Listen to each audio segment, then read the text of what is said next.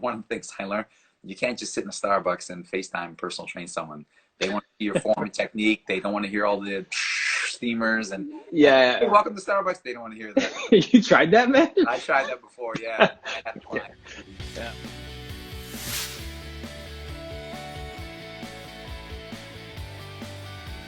I was so new to the industry too, right? So it was like, yeah, like occasionally I'd help someone out and train in their homes, but I didn't think like that was a business. I thought it was just like a side gig because like you couldn't get them in the gym, but like you just like ran with that. Yeah, I think there's a lot of like if you even look at whether it's a painter like college painters or whether it's a junk removal service 1-800 got junk or even moving companies, right? There's a lot of people who kind of do it very part-time or one-off or like as a side gig, but if you Mhm. want to be a professional business, like you have to look like the corporate entity. You got to look like a business that people can know, like, and trust that delivers Yes. service constantly over time, right? Yeah, yeah, yeah. So Yeah, just man. giving the rundown on the profile of the man, Rob Yes, Fawcett. man. Oh no.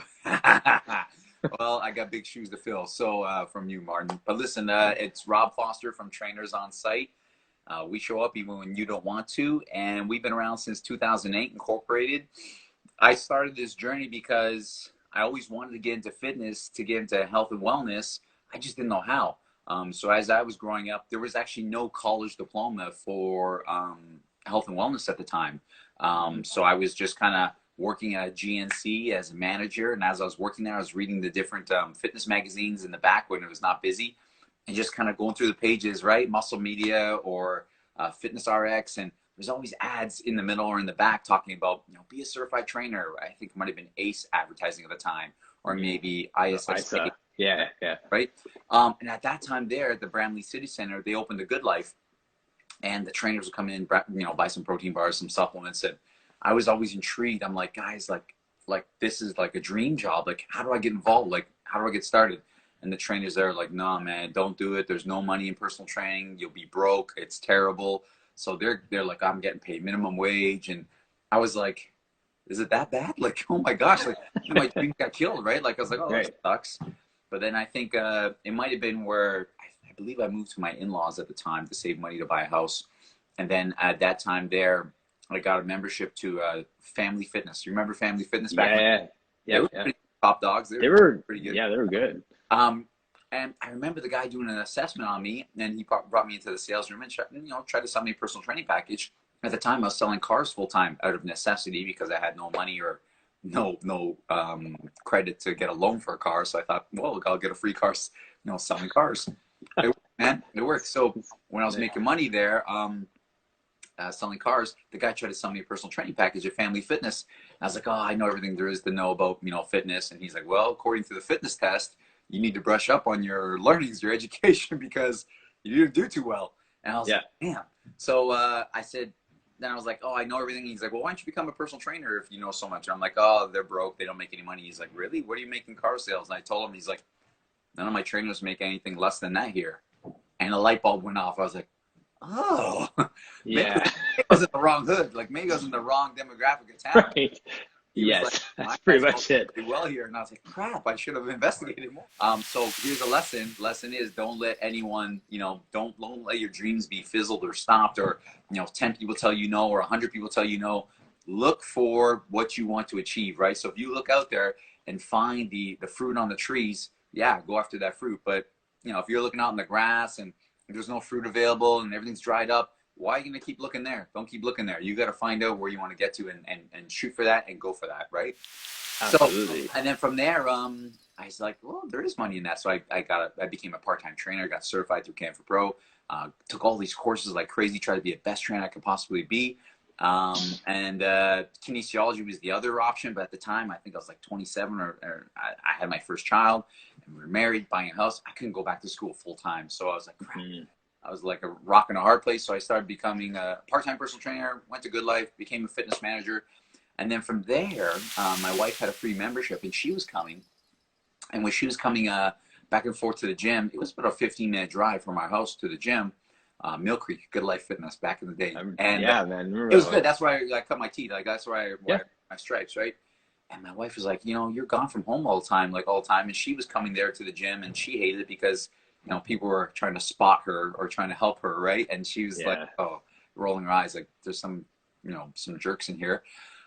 So then the daycare was kind of a little bit dirty. Every time, it doesn't matter how clean a daycare is or how good of a place it is, there's always germs there. So my daughter Yeah. was sick, and my wife was like, look, it's not working out. I can't work out here at this gym. The music's too crazy. They're always trying to sell me something or whatever. Why don't you just train me at home? And I was like, kind of looking around the gym. I'm like, are you kidding me? Like, look at all the equipment you have. You have the hack squat, you got the Smith machine, you've got the Yes. treadmills, the ellipticals. I'm like, I can't train you at home. I need all this equipment. And she's like, no, you don't. Just get one of those TRXs, a Bosu ball, a couple dumbbells, we'll be good. So I started training her at home with that investment of stuff that I had. And she started getting some good results. And I was like, huh. I was like, if this busy mom, my wife, who hates going to the gym and actually wants to, get fit at home, aren't there other busy moms who actually probably want the same thing? They're tired of going to the gym. They want the gym to come to them. So I started researching like crazy, and then I started doing that part-time, like moonlighting from Good Life. I never took any of Good Life customers ever, like, swear to whatever, just because I knew they helped me pay my mortgage and the bills and such, right? So I didn't do that. Right. Yeah. So I wanted to be an honest guy about it. So, but I started working off referrals, and then I started growing it. And then I quit Good Life. I was growing it full time. And when I was going it full time, I started to realize that I can't be everywhere. I was in Etobicoke, I was in Brampton, I was in Oakville. I was all over the place. And honestly, I was like, man, I was trying to maybe get better at being a trainer by, maybe working less. I was working more than ever. So I started getting some contractors to help me out. And then we started kind of growing a team. I formed an incorporation, Trainers on Site. I did all my research. When I was selling cars, I was selling these small little smart cars from Mercedes, getting a salary plus commission. So I said, okay, they're fuel efficient. Why don't I just start going to people's homes and that, right? So I started looking online. I started looking at Nerds on Site. I started, Trainers on Site. I can come up with that name. Yes. And then, I looked at Geek Squad and stuff. And so I came up with that. And then as I was researching and I incorporated my name and such, I found there was another company out in BC, whatever they were called. But this guy, Dan, he had his company. I think he sold it by now. And they were on Dragon's Den at some point. Anyhow, so we started incorporating. We started to develop a brand and started going to people's homes and having contractors across the GTA. Now, isn't it sound funny when you're talking about the decision to train people in their homes? It sounds so matter of fact, like everyone does it, and now everything's so virtual.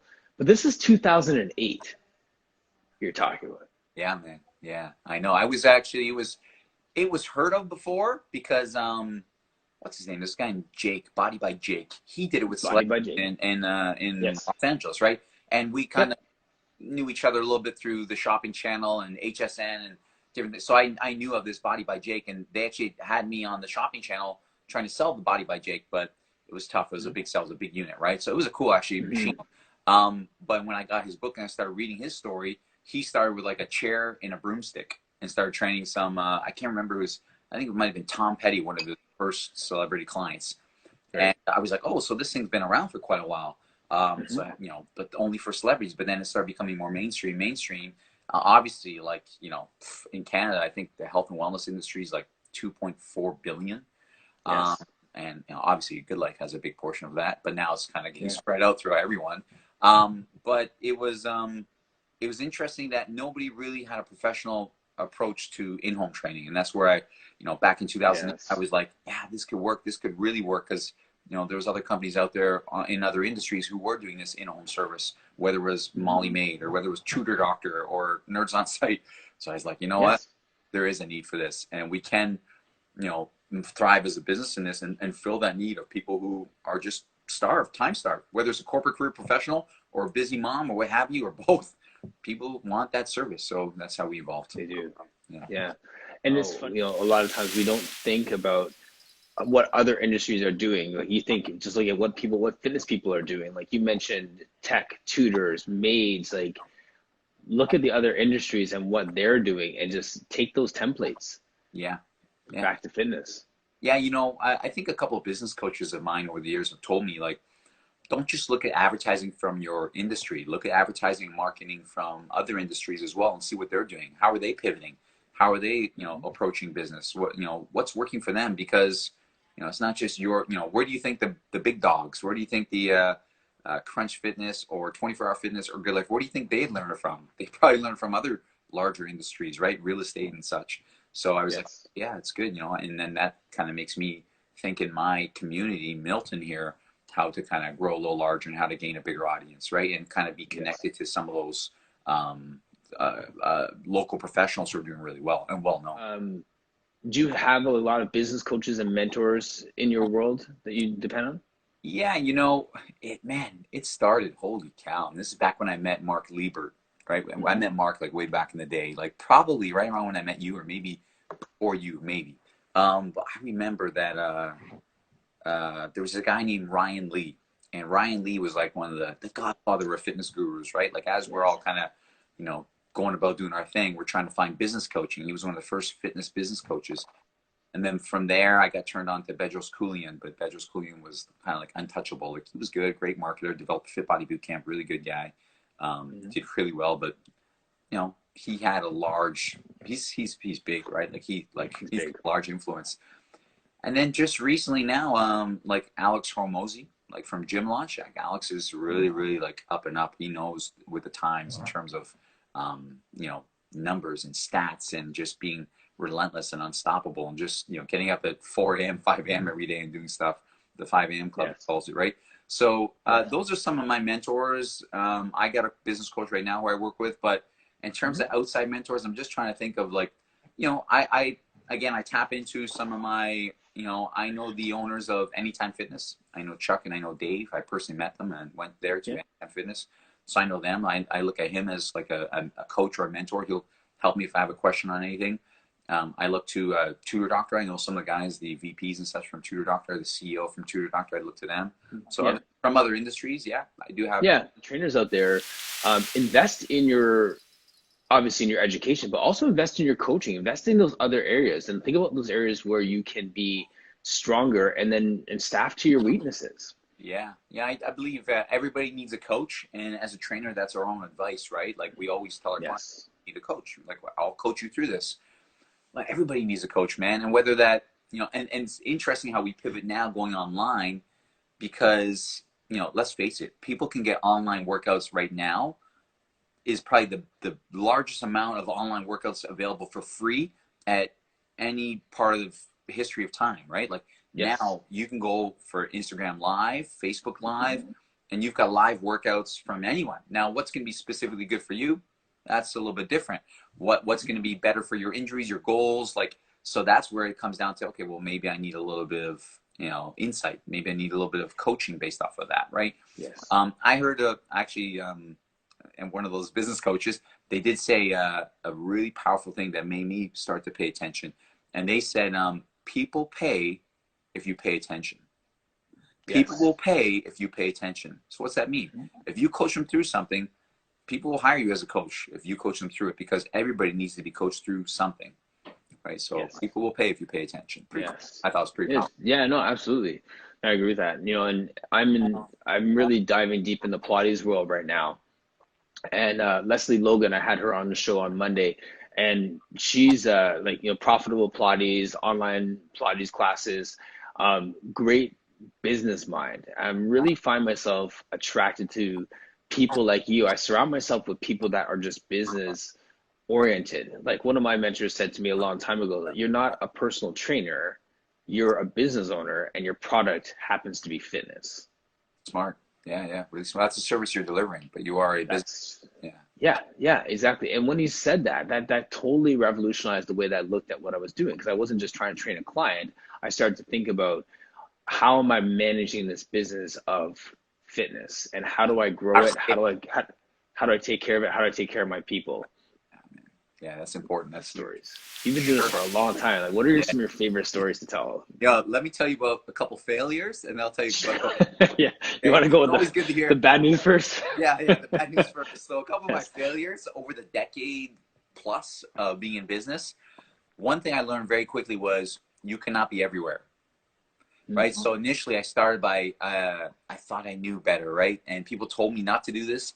But in 2008, right out of the gate, after having 2 years of sole proprietor in-home training, I started with a brand new, fresh incorporated company. I started the franchise. Big mistake. Big mistake. I lost thousands, thousands.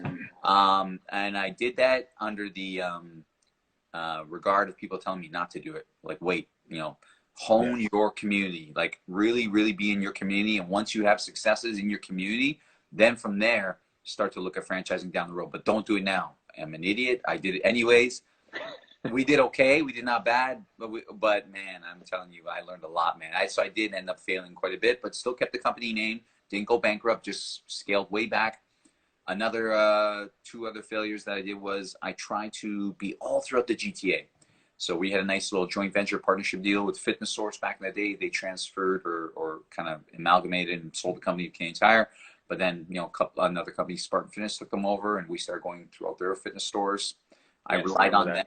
I relied on them for business without spending money on advertising, and there wasn't enough business coming there. Like, wasn't enough business coming through. So then I started to spend money on Google Ads like crazy. I lost my shirt in Google Ads, so I started because I wanted to be in all these different areas where there was fitness hubs, right? And the trainers were kind of twiddling their thumbs. I couldn't make them exclusive to me. If they're out there and they have no business, they're like, I have to survive. So I couldn't make them exclusive. So I thought the only way to make them exclusive is feed them with those leads from the fitness store, which is wasn't really that many. And then I was like, okay, well, Google Ads, I can really, put up some Google Ads and I'll get leads guaranteed that way. I started working pretty good initially. But just, I couldn't spend the money in all these different territories. Like, it's picture $800 a month in all the cities across the GTA. It's just too expensive. Yeah. And never mind having to be there to sell it, to convert. Yes. So that was the thing I learned pretty quick, and then I had to scale back from there again. So, so those are some of the failures that I learned quickly. And we're franchising again. I've got an Oakville franchise right now who's operating. So we're franchising again from all the different things we've learned and the profits we've gained and some of those. But I would say some of the biggest successes was sticking true to this idea of a know, like, trust you corporate brand. I think that was really important. I think my integrity, my morals, my values, I think that was one of the biggest things to me, because I would look up to different leaders or influencers or gurus, and I would always be like, okay, gotta stay moral, gotta stay integral, gotta make sure that, obviously with a brand, people know, like, and trust you. Work gets around fast, man, really, really fast. Yes, it does. Yep. So, and I guess one of my biggest successes was probably just, being consistent with my family, just holding my family to a high degree of, I will be the leader and we'll get through this. And that's probably the biggest success was. Yeah. Absolutely. Man, where did, like, with the franchising part, like, where did you lose your money mostly? Is it just like in lawyer fees and just trying to sell, like, is that? Yeah, lawyer fees, because when you initially start, it costs at least, with a good franchise lawyer, about $10,000 to do your franchise documents. Yes. Then on top of that, all your branding, and then on top of that, the advertising, and then on top of that, enforcing standards get followed. Every lawyer letter to force these royalties to be paid and standards to be followed is about $400 to $800. So the legal fees really add up quick, man. Yeah, that's real talk, man. Trainers out there, like, you have franchising dreams. Like, never mind, we didn't even have a facility, right? Imagine if we had a brick and mortar place. Like, what? I know, that would be crazy. So I'm actually, there's goods and bads with brick and mortar, right? Like, I don't want to talk about all the bads, because there's, walk by traffic, group format, a lot of people coming in. Like, there's some really good things with brick and mortar. But on my side of things, especially now, knock on wood, I'm glad I don't have a brick and mortar at this point myself, because our transition to online fitness was pretty seamless. We were already in people's homes. Now we're still in people's homes via video. Yes. It really hasn't changed too much. We would bring all the portable equipment. A lot of times, most of our clients would have this portable equipment. And in fact, before all this COVID stuff happened, I was still FaceTime training clients who had moved or, went to the Bahamas or went to, like, maybe just a couple cities away. I would have to FaceTime, or if I went on vacation, I would still FaceTime train them as well, right? So I've already done this kind of video training, and I've known how to pivot very quickly. And what I've known as well is how to make it a better service.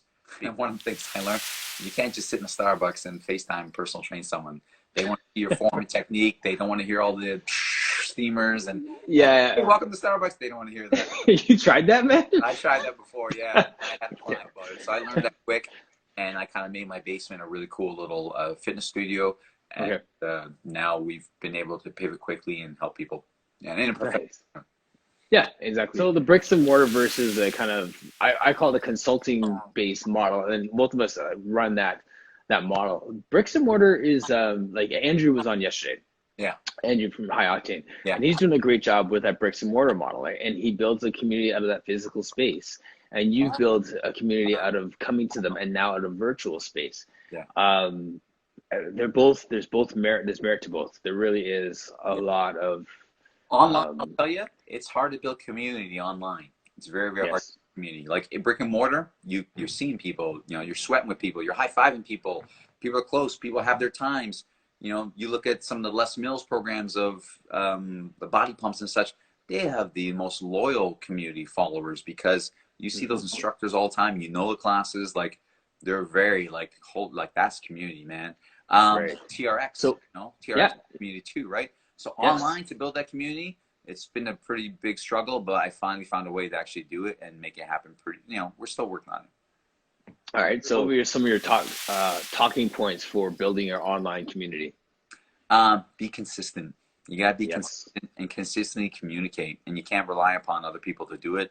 You might think you have a good community manager, but they've got other agendas. You as the owner, I think, if you've got a really well engaged, high level manager, they could do it as well. But the biggest thing that we've done actually recently was to get involved with MyZone.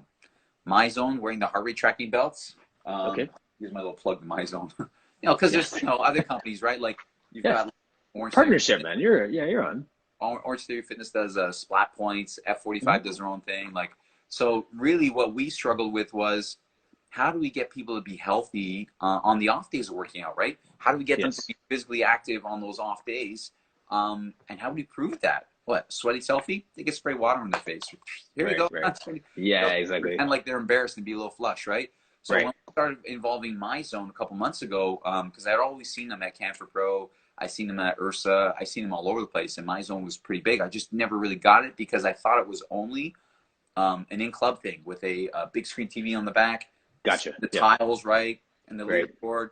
And then I saw Orange Theory Fitness come out and splat points. And I was like, it's so cool. People are like kind of, not bragging about their splat points, but like just really like going after those different Yeah. levels. There. Yeah.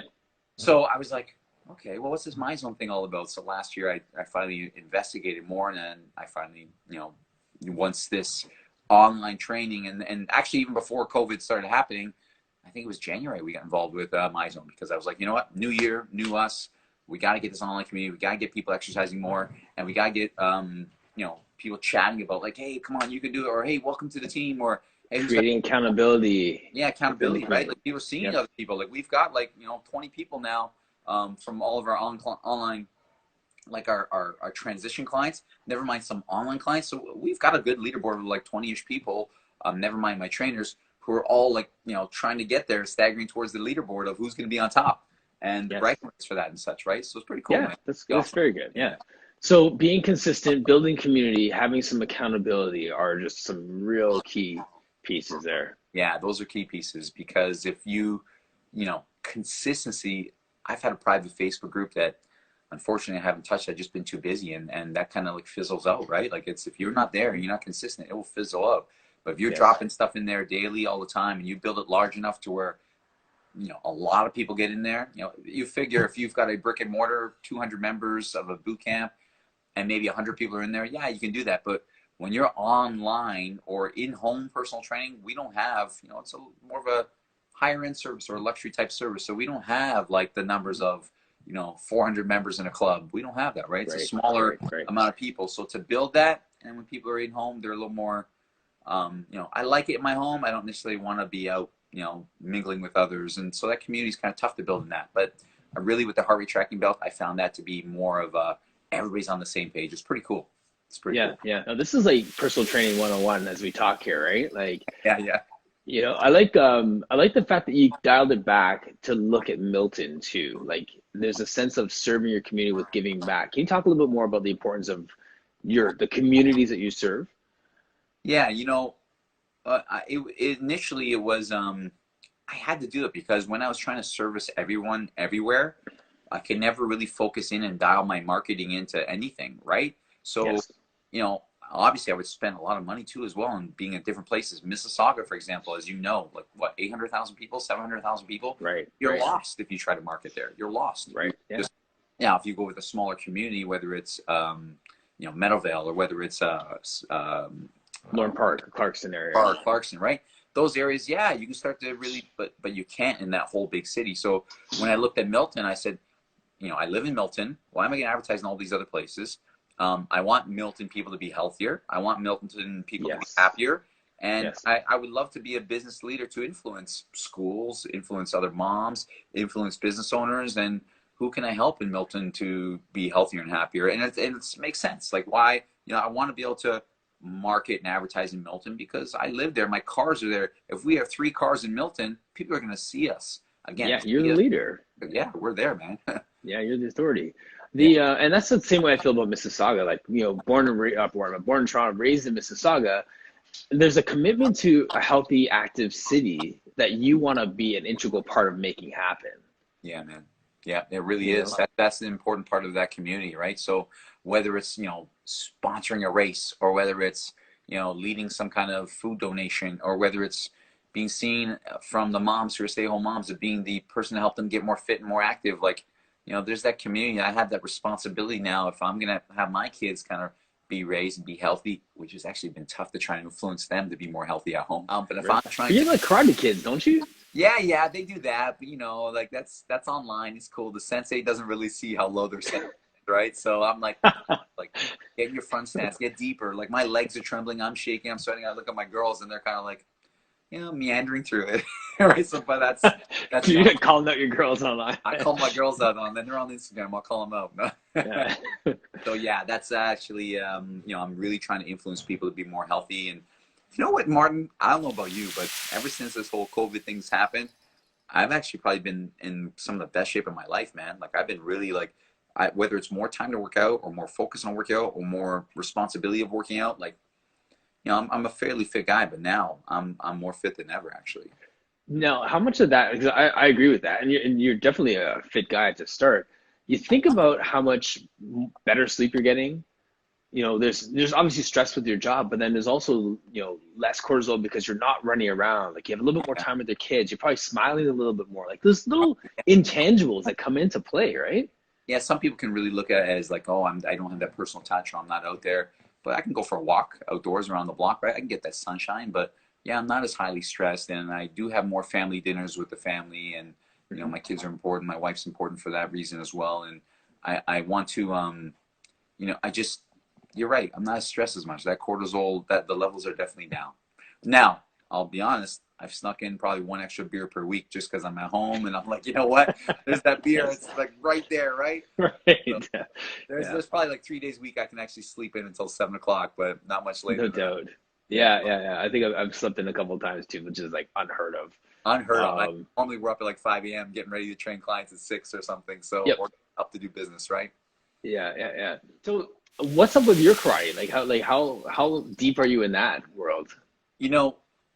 Karate's tough, man. It's a love for the martial art, and I've been doing martial arts on and off for probably since I was 14 or 17, something like that. But I finally found a really good dojo, and that was back maybe when I was 27, I think, probably the same time I started becoming a trainer. But once I found this dojo, like an authentic karate dojo, not just like a North American, like, oh, point karate, like I wanted to really find like a good place, and I finally found it.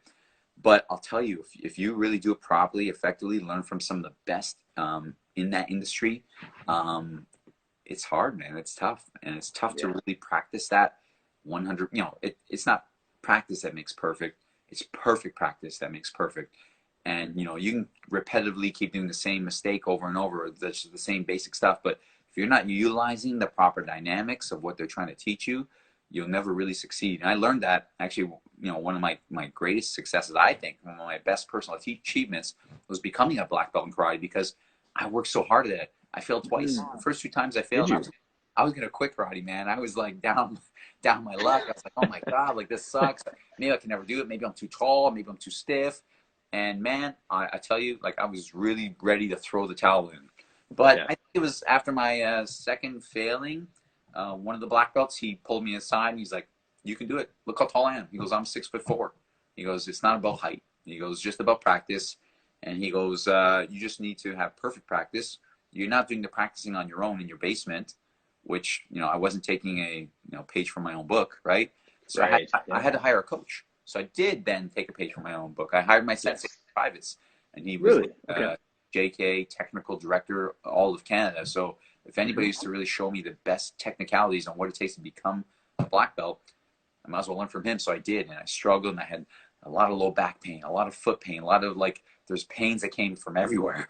And but through perseverance, through his coaching, through my other sensei's coaching in the group classes, it really definitely helped. And then the sensei who actually passed me, the Sensei Psyche, JKA Canada, the head director, he passed me. He's like, "Why have you did this before? Like, I saw you the other 2 times. What happened to you those other 2 times?" I was like, "I don't know, Sensei. I don't know. Clearly, I wasn't practicing good enough, right?" So it was it's tough on the body, hard on the body, but I continue to do it because instinctually, I do believe that at one point in my life, it will help me in terms of a self-defense. And it's a great commitment with my family. We can do it. It's that one sport we can all do together, right? We can't all play hockey together. We can't all really play soccer together. Volleyball, even volleyball, Giva's, my youngest is 9, so we can't do that together even, right? So the one thing we can all do together is form and technique through our katas and a little bit of kumite and such. So it actually keeps our family together pretty cool. That's the one thing that, is our dojo family. It's pretty cool. That is very cool. Yeah. And I really empathize with you with the sense of personal failure with not getting it the first time or not getting it the second time. We're so success driven. We're like those personalities that you want, and you're an athlete, right? So when someone slaps you, why am I not being able to do this? It was very humbling, man. I'm telling you, to fail twice, very, very humbling. And also to teach my girls too, you just gotta keep trying. You just gotta keep trying, right? Like, imagine if I failed and I quit. What would my girls think? Right? I might be like, "Oh, if Dad quit, I can quit anything," right? So it's also a sense of that accountability, that responsibility, that ownership I had to them. The reason why I laughed is because I know that there's things I failed at. I know that there's eyes on me while I failed it. And I think that's the kind of thing that forced me to kind of straighten my back out instead of staying down there in that. People are watching. People are watching. People watch it, man. So it's like time to step up with that integrity and all that stuff. Yep. I hear you. And bouncing back before you're ready to as well, right? Yeah, exactly. Yeah, I wanted to put my tail between my legs and kind of go cry in a corner, like, "Oh my gosh, I failed for a second time. What kind of quit am I?" Right? Like, I was like, "Really? I'm a trainer. I'm pretty fit. It's not about the fitness aspect. I'll tell you that." And I was, man, it humbled me, man. Yeah, and you're a better person for it, right? Yeah, perseverance. I'm a better person for it. And there's times that I'm like, do I quit this right now? Like, my back is killing me. Like, my feet are killing me, right? Like, so many things on my mind, whether it's basketball with the girls and coaching basketball, or, building my business and trying to build this empire. There's many times I'm like, you know what? And honestly, it has taken a backseat recently. Okay. But, what else am I going to strive for? What else am I going to persevere for? What else am I going to try to achieve? Yeah, business success, but in terms of my martial arts, I'm not going to get any better if I do it one time a week. I'm not even training, right? So, my girls are watching still. So because they're watching still, I persevere and I do more. And I'm going to keep doing that because, even though they're black belts, I still want them to better themselves, because being young girls, they got to be able to know how to take care of themselves. And I'm a big believer in that. And that's why I'm going to persevere and try and do better and lead by example. Yeah, absolutely. What's next for Trainers on Site? To franchise. Yes. For us, we own we got one franchise. I've got my franchise paperwork. We need a franchise. We need to grow big. I need to prove that Milton is a really awesome, viable community. We've done really well already. It's 100,000 people population. So we joined this with Georgetown. So we have Milton and Georgetown. It's 150,000 people for a territory. So as we have this territory, we have Oakville as a territory. We need those territories to succeed, flourish, and to be profitable. And as they are, Milton so far has been really great, and it's getting better all the time. And we want to start franchising across Ontario even greater, and then Canada and so on. All the definitely right now, all the English-speaking countries in the world. That's the goal. That's the aim. That's an amazing goal. Thanks. And are you trying to really keep that sense of serving the community? Like you're looking globally, but still looking really locally from that Yeah, perspective as because well? every franchise who comes aboard, every franchisee, we have to tell them you have to do some kind of giving back to your community, right? You have to serve Yes. the community, you have to serve your people because it can't just be all about business and profits. It can't be. You have to also still have that humanitarian responsibility to give back, right? You have to Yes. still, help others to be healthy who maybe couldn't, right? Maybe whether it's special needs, whether it's kids fitness or whatever it is, but give back to those places that are in need, and contribute. And in fact, I tell all my, like I told my Oakville guy, I'm like, look, one time a week, you have to donate at least half an hour of your time to some kind of fitness aspect of it. We're not collecting money. So, Yes. Yeah. and hopefully that's in a large group format where you can kind of, serve a larger amount of people, right? Not just a Hmm. free half hour in home, but at least a Yes. free session at some large capacity. That's important to Good us. stuff. Will the person have to live in the community they're serving? Yes, they will have to live in the community they're serving. Yeah, it's too hard. I tried serving other communities when I was living in Brampton or Milton. It's too tough. You just can't stay on the pulse. You don't know the local people. You don't know the ins and outs of the wards or municipalities. You have to definitely serve there. Yeah, Yeah. Yeah. No, it's good stuff, makes man. most sense. You can't, because if you're operating a home-based business, right? And at some point, I'm going to have an office that's going to be local in Milton where we can conduct all our trainings and teachings and marketing and everything else. You have to have that little local place where you can still serve from because you're just too Yes. disconnected if you're in a different city. No, I agree. Absolutely. So who's your ideal client to come on as a franchisee? As a franchisee, my ideal client has to be somebody who's been in the fitness industry, whether it's a trainer, fitness instructor. They have to walk the walk. They have to be fit. If they're not in shape, or in shape doesn't mean fitness model, it just means they have Hmm. to be in shape. They got to be able to, Yes. jog for half an hour, not like puke their guts out, right? They got to be in shape. Right. So they have to Yes. definitely be able to do some push-ups, some squats. They got to be in shape. They have to know how to conduct their own fitness program. Hmm. So if they can conduct their own fitness program, take responsibility of their own health. I don't want people who are smoking cigarettes and whatever else on the sidelines. Being a business owner, that would definitely not work. So Right. they got to be in shape to run a business, and they have to have some type of manager or ownership or entrepreneurship type qualities.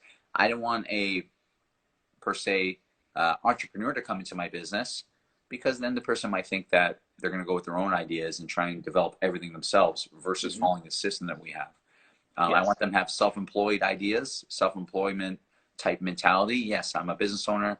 I will take the system you provide and run with it. So that's what we're looking Any other kind of words of wisdom for our trainers out there, people who are wanting to get into business? for. Words of wisdom is just make sure people know, like, and trust you. Make sure you stay humble, stay focused. Um, grab a mentor, stay tight with them, and make sure the mentor has everything that you've ever wanted. Because if they don't, why are you getting coaching from them, right? Yeah. So Yeah. that's some of the words of wisdom that I would take a look at, and just always know your roots, always Yep. serve your roots if you can, but don't stay in your roots because sometimes if they're not, you want to hang around successful people as much as you can, right? So it's good to Yes. remember that, but in order for you to rise, then you have to be around more successful, like-minded people. Make sure Absolutely. that's Yeah. important. Yeah. No, that's good, man. The know, like, and trust piece. That's really your mantra. Yeah. Say more about the about each of those, like know, the like, and the trust, but especially the know part of it. Well, get people to know you, right? Like, Hmm. so you got to be out there. People have to know you because if they don't know who you are, like for example, whenever I go to talk to somebody about a sales appointment, essentially, right, a fitness appointment, trying to provide them with a service, I'm always going to make sure they know who I am, not just by Hmm. text. So I'll always in my text put my signature, my name and my website, but I'm also Hmm. going to send along a picture, a headshot. And so if I Yeah. send along a picture, the headshot, that thumbs up, they kind of they know me, right? They know who this Yes. person is because of Yes. especially now with online stuff. Maybe they didn't see me on Instagram, maybe they didn't see me on Facebook, and maybe they Hmm. didn't see the cars in the neighborhood. So in order for them to know me, I have to make sure that they can relate to me somehow, some way. So know, like, and trust. That's the first factor of getting to know me, right? Getting Yes. to like me. Hopefully, I can have a smile. I can be personable. Hopefully, I can relate to a similar story. Like every time when we were going to people's homes, I would make sure that, I compliment them on something that's in their house, whether they're a cute dog or a family photo of them being at Disney World, or like, like, oh, you have a beautiful kitchen. Like, oh, hey, I see you got a Nissan outside. I'm a big Nissan fan as well. Like, I Right. always make sure that they get to like me, right? Because Hmm. if they know me, then they like Yes. me. I want them to be able to, hey, Chuck, I want them to be able to trust me. And that's the Yes. last factor. No one's going to be able to, give you that correlation of money back and forth to invest into something if they don't trust you. So it all goes back Hmm. to the picture with the thumb, right? Thumbs up. Yes. If they know me and they like me, I'm smiling, then they're going to trust me. If someone's going to exchange money with you for a service, they have to be able to trust you. Yes. Whether that's social proof, whether that's again complimenting on things. I've heard. I think it was Dale Carnegie saying that you want to make sure that people, why do I like this guy? They can't figure it out. How, They you can't got figure to out. Yeah. why do I like this guy? Why is he? This guy's pretty cool. Like I like him somehow. And the reason why though is you pay attention to them. You pay attention Yes. to them. You compliment them. You talk to them about them. I Hmm. know I'm talking a lot today on this Instagram live, but typically in my appointments with clients, I'm talking very less. I'm just listening to them. I'm asking about them, Yes. curious about them. And at the end of Right. the conversation, the people are like, yeah, I like this guy. He's pretty cool. Like, this Rob guy's a Hmm. good guy. So that's know, like, trust. Right. Solid. And I gotta say too, man, like you are like just a person of integrity too, right? So it's not like this is just a front or a strategy. Like this is who you are, like to your core. Yeah, man, to my core. Legit. Yeah. Legit, bro. And yeah, man, always. And it's always good seeing you, man. I've got these two things, right? Like, I can't stop talking about fitness. I can't stop talking about marketing and business and advertising and sales. Like, those two Yes. are like so strong. And my family's, pretty dear to my heart too, Yeah, right? they're good too, right? That's true. But like, you get me on a conversation about marketing, advertising, I'll Yeah. talk and I'll talk and I'll talk and I'll learn. I'll try to absorb, and yeah, it's pretty cool. Yeah. People can Just always a, reach out to me. I've got people all the time reach out to me on Instagram. How do I do this? Or what about this? Or how did you do this? Yeah, and I'm willing to share as much as I can. Obviously, if it's a direct conflict of interest, I'm gonna be like, well, you can research my Instagram. You can look at my Facebook, yeah. okay? I'm not going to tell you how to go and compete with me, which, I've taught other trainers before in the past, and they did directly that. They worked for me, and then they opened up a real, competing business right next to mine. And Yeah. that was like a steak knife to the heart. But hey, that's Hmm. business, right? That's business, man. That's Well, business. and you're still standing too, right? So, Yeah, we're still standing, we're still growing, we're still thriving, yep. and I believe that nobody will probably out hustle me or outwork me in a competing field. So I'm gonna Yes. definitely work harder than everybody else No doubt. and learn faster. Yes. Hardest worker in the room, Yeah, Rob yes, sir. Foster. Awesome. Awesome, man. All right, cool. I'm going to sign off. Thank you so much for coming on today. Core Um, conversations. Core Conversations, man. I'll send you the highlights of it later Okay. today on Core Conversations on Facebook as well. Got the group page there, so people can hit you up with questions. They want to continue the conversation, ask you questions about your business. If they want to find out more about franchising, um, you know, that's a spot. I want to make that a place where you can just put stuff up that's happening. Like